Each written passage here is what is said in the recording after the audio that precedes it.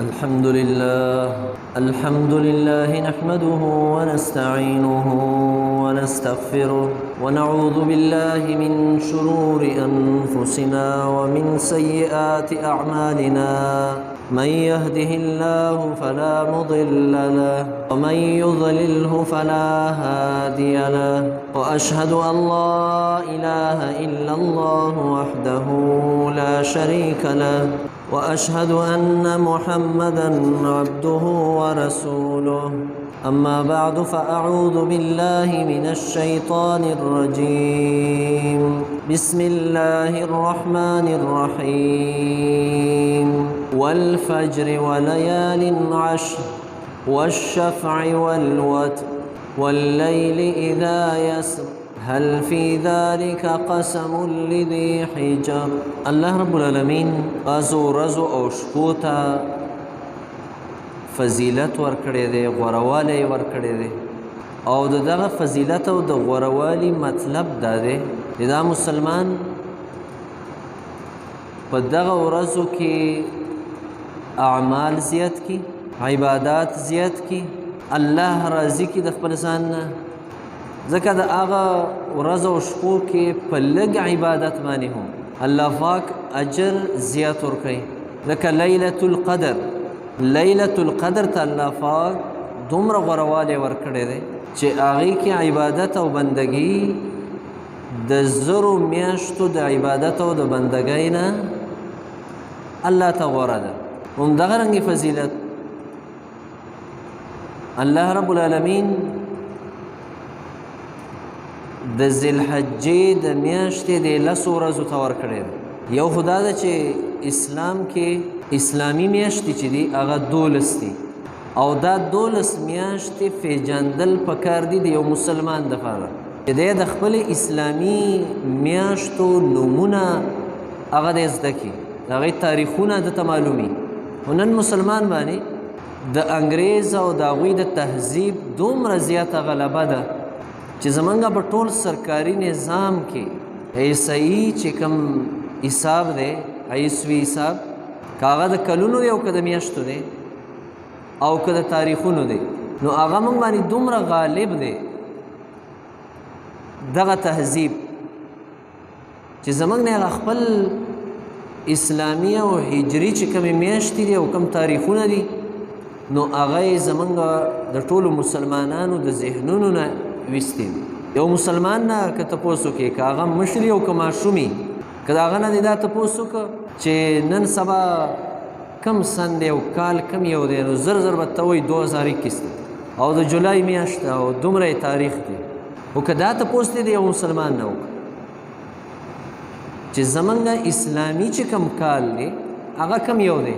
نو د هغې پته ورته نشته. که یو ته ویل چې دا اسلامي کومه یو میاشت ده، نو د دې پته ورته نشته. حالا کې د اسلام چې څومره عبادات دي د هغې تعلق دا د اسلامي میاشتو او تاریخونو سره دی. روژه چې ده، روژه دا چې خلک میاشت وګوري نو د هغې نه دا فیصله کوي چې دا په دې ورځ باندې روژه ده،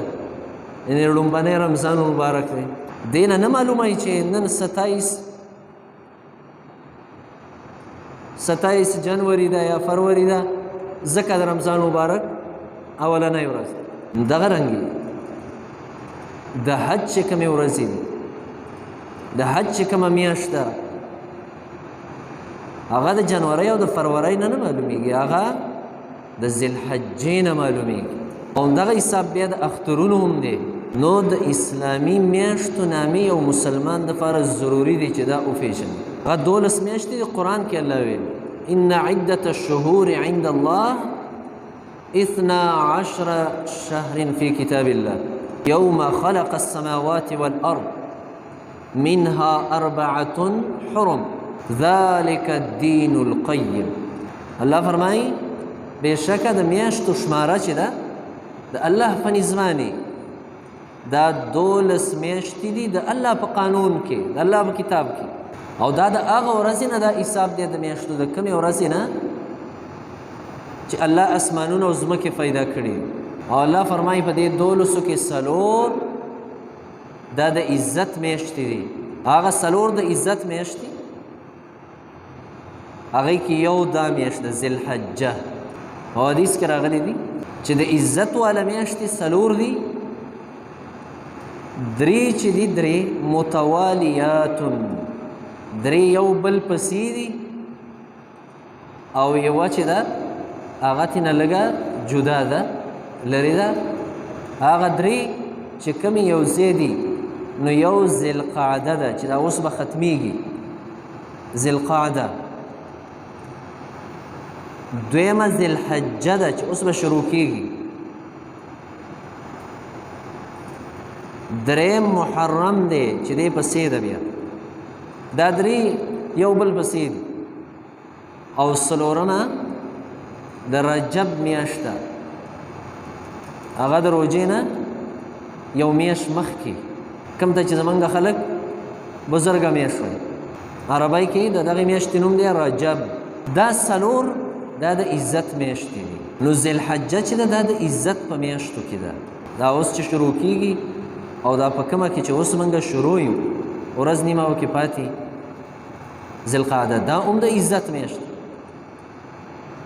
او دې څلورو میاشتو کې به اسلام دا حکم و چې په دې کې به تاسو جنگ نه کوئ، دې کې به جنگ بند دي. او د دې میاشتو عزت اوس هم پکار دی، که اسلام دې له عزت ورکړی دې میاشتو. نن مسلمان تاسو ته ما وویل د خپلو میاشتو او د کلونو او د ورځو او تاریخونو نه دومره غافله دی چې هغه عزت خو یې څه کوي چې د هغې هغه شمار هم ورته نه دی معلوم، د هغې هغه نامې هم وله نه ورځي. نو چې د یو چا په ذهن کې د یو څیز هغه نوم ني، دی به د هغې د فضیلت څه خیال وساتي. ځکه مدرسو کې هم او په سکولونو کې هم ماشومانو ته د دې زده کړه پکار ده. څنګه چې ورته جنوري فروری ښې چې هغه د عیسوي سال میاشتې دي، نو د اسلام دا میاشتې مو ته وښایه. خو دا د اسلام میاشتې به د ټول نه لومبې دا به استاد زده کوي، استاد چې هغه له دا تاریخونه معلومي. ذوالحجه چې ده د دې یو فضیلت دی، الله په نظم باندې د دې یو عزت دی. ځکه د اسلام پنځم بنیادي رکن چې هغه ته حج ویلی کېږي، هغه په دې میاشت کې دی. او حج د الله هغه لوی حکم دی چې الله قرآن مجید کې د دې د فرضیت حکم کړی دی. الله فرمایلی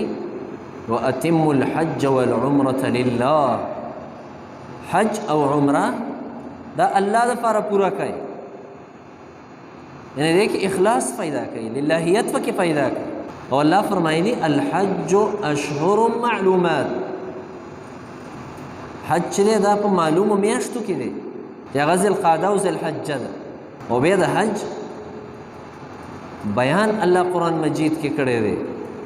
سوره بقره کې، او بیا سوره توبه کې الله د هغې ذکر کړی دی. سوره حج چې دی، سوره حج دا په 18مه سپاره کې مستقل صورت دی د حوالې سره، سورة الحج. پای کې الله د حج حکم بیان کړی دی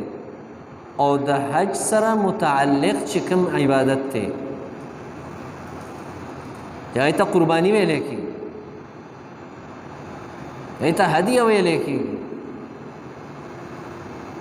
یا طواف او سعی وغیره.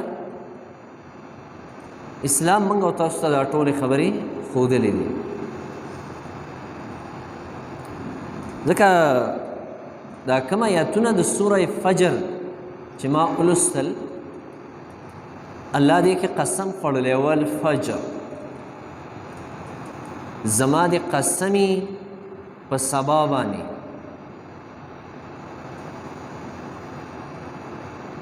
ځکه د سبا وخت چې دی د فجر وخت دا الله ته دومره خوښ دی چې الله رب العالمین په دې ټیم باندې قسم خوړلی دی والفجر. او دا هغه ټیم دی چې په دې کې حدیث کې راځي د ملائکو ډیوټي چې ده هغه بدلیږي په دې ټیم کې د ورځې هغه راشي او د شپې هغه چې چا د شپې کړې ده ډیوټي هغوی لاړ شي او الله رب العالمین قرآن مجید کې د فجر د ټیم خصوصیت بیان کړی دی چې الله فرمایي ټولو منځونو ته ورځئ د هغې حفاظت کوئ والصلاة الوسطى او د درمیانه منځ خاص حفاظت کوئ صلاة وسطی باره کې مختلف اقوال دي چې دا کم ټیم تینا مراد دی د هغې باره کې د ټولو نه زیات اقوال په دې دوو ټیمونو باندې راغلي دي چې یو صلات وسطی چې دی دا د مازدیګر وخت دی او دویم زیات اقوال په دې دي چې دا د سحر وخت دی سحر د مونځ ټیم او سوره بنی اسرائیل کې الله فرمایلی دی وقرآن الفجر ان قرآن الفجر کان مشهودا الله فرمایي تاسو د سحر قرآن ته حاضرېږئ ځکه دې ته حاضري کېدی شي د ملایکو ملایک دې کې حاضرېږي او دې ته قرآن الفجر ولې وایي د دې د وجې نه چې د سحر په مونځ کې ډېر قرآن لوستل پکار دی ډېر تلاوت پکار دی حدیثو کې راغلی نبی کریم سلام به د سحر په یو رکعت کې د شپېتو نه واخله د سلو پورې آیاتونه لوستل په یو رکعت کې او داسې به په دویم رکعت کې لوستل یعنی د سحر د مونځ نه ځان خلاصول نه دي پکار چې صرف په هغه جواز باندې عمل وکړي او الم تر کیف ولإلاف قریش پکې وي او بس د سحر مونځ مې وکړ او جمع مې وکړ نه وقرآن الفجر د سحر په مونځ کې قرآن ولولئ الله فرمایي قرآن پکې ولولئ دا وګدو کوي دا مونځ ځکه دغه ټیم د انسان دماغ هغه خالی وي هغه صفا وي د دنیا د مشاغلو نه نو قرآن دغه وخت کې د ده لپاره لوستل او اورېدل پکار دي زیات او څومره چې اهمیت زیات دی د سحر د مونځ نن مسلمان د سحر د مونځ نه غافله پروتي غافله پروتي دا سوچ هم نی چې ګنې د سحر مونځ به زه کومه او مور او پلار هغه هم خپل بچي له دا تکلیف نه ورکوي یاره ټوله شپه یې خو مه کوه چې خوب وکړي ځواني ده لکان دي خیر دی که پلار یو ته څه وایي که نه چې راپاسئ نو مور یو ته وایي خیر دی لکان دي څه دي کوي تاله به خوب نه درځي نو ته اوس دویم د خوبه وکاږي دا هغه شیطانی خبرې دي کمې خبرې چې شیطان دا زمونږ او ستاسو ذهن ته راشي ځکه د مور او پلار دا فرض دي دا فرض دي دا مستحب خبره نه ده دا فرض دي چې دی به خپل بچي مونځ ته راپاسئ الله ته دا فرض په قرآن کې ویلی دی او ښودلی دی ورته الله ته فرمایلي وامر اهلک بالصلاة واصطبر علیها خپل اهل ته خپلو بچو ته د مونځ حکم کوه حکم خو پیژنئ که نه یوازې سوال زاری ده که نه سوال زاری نه امر او حدیث کې څنګه راغلی دی الله دې په هغه زنانه باندې رحم وکړي نبي کریم صلی الله علیه وسلم فرمایي چې دا زنانه راپاسي مونځ ته او خپل خاوند راپاسئ د سحر مونځ ته او که نه راپاسي نو یخې اوبه پرې ور واچئ دې لپاره چې دی دنه دا خوب وتښتي او الله دې په هغه سړي رحم وکړي نبي کریم صلی الله علیه وسلم فرمایي چې دی په خپله مونځ ته راپاسي او خپله بیبي راپاسئ او که هغه نه راپاسي نو چې یخې اوبو ته به دې مخ باندې ور واچئ دې لپاره چې هغه خوب یې وتښتي دا عمل پکار دی نبي کریم صلی الله علیه وسلم داسې سړي ته د رحم دعا کړې ده نو دا د ذوالحجې دا میاشت دې باندې الله په دې دویم آیات کې قسم خوړلی ولیال عشر زما دې قسمې په دې لسو شپو باندې او د دې لسو شپو باره کې مفسرینو فرمایلی دي لکه عبدالله ابن عباس رضی الله تعالی عنه چې د دې نه دا لس شپې د ذوالحجې مراد دي او دا لس ورځې ځکه دې لسو ورځو کې څو عبادات کېږي یو په دې لسو ورځو کې فرضي عبادت دی او هغه فرضي عبادت څه دی د هغه څه نوم دی فرضي عبادت چې په دې لسو ورځو کې به ادا کېږي اوس لږه شیبه مخکې مې ته وویل حج هغه حج دی چې په دې لسو ورځو کې ادا کېږي دویم په دې لسو ورځو کې یو واجب عمل ادا کېږي واجب عمل هغه واجب عمل څه دی قرباني یخ اوسېږئ بیدار اوسېږئ قرباني هغه په دې لسو ورځو کې کېږي دریم په دې لسو ورځو کې یو مسنون عمل کېږي چې هغه به نبی کریم صلی الله علیه وسلم هم هغه عمل کو او موږ او تاسو ته ویلي چې دا عمل وکړئ او هغه روژه نیول دي د کومې ورځې د کومې ورځې روژه نیول دي د عرفې د ورځې د دې باندې وروسته بیا تپوس کوم چې فرض عمل کوم یو شو واجب پکې کوم یو شو او مسنون عمل پکې کوم یو شو څلورم مسنون او نفلی عمل دی او هغه دی تکبیرات تشریق تکبیرونه ویل الله اکبر الله اکبر لا اله الا الله والله اکبر الله اکبر ولله الحمد او د دې سره د حج په موقع باندې یا د عمرې په موقع باندې یو بل ذکر دی چې هغه هغلته د ټولو نه بهترین ذکر دی په حرم کې هغې ته څه وایي تلبیه لبیک اللهم لبیک لبیک لا شریک لك لبیک ان الحمد والنعمة لك لا شریک لك دا ټول عملونه دا په دې لسو ورځو کې کېږي دا ځکه بهتر ورځې دي دا ځکه بهتر شپې دي یو حدیث کې راغلی دي نبی کریم صلی الله علیه وسلم فرمایلی چې د کال په نورو ورځو کې عمل الله ته دومره محبوب او خوښ نه دی څومره چې ورته په دې ورځو کې محبوب او خوښ دی په دې ورځو کې دې لسو ورځو کې صحابه او بیا نبی کریم صلی الله علیه وسلم فرمایل یعدل صیام کل یوم منها بصیام سنة وقيام كل ليلة منها بقيام ليلة القدر په دې ورځو کې یو ورځ روژه نیول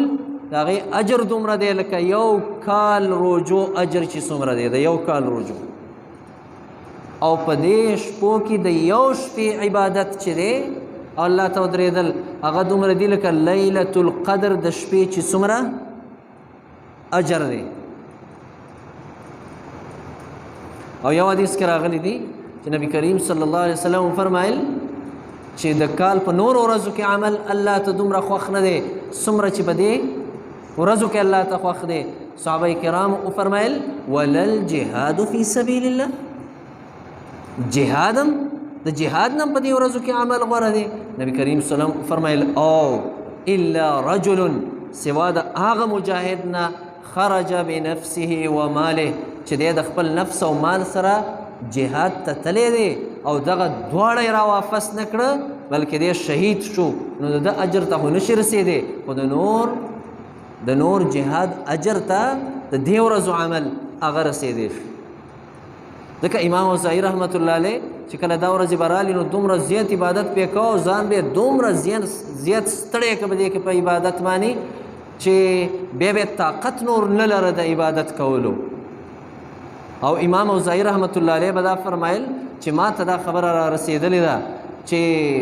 په دې ورځو کې عمل کول هغه داسې دي که غزوة فی سبیل الله، لکه د الله په لاره کې غزا کول.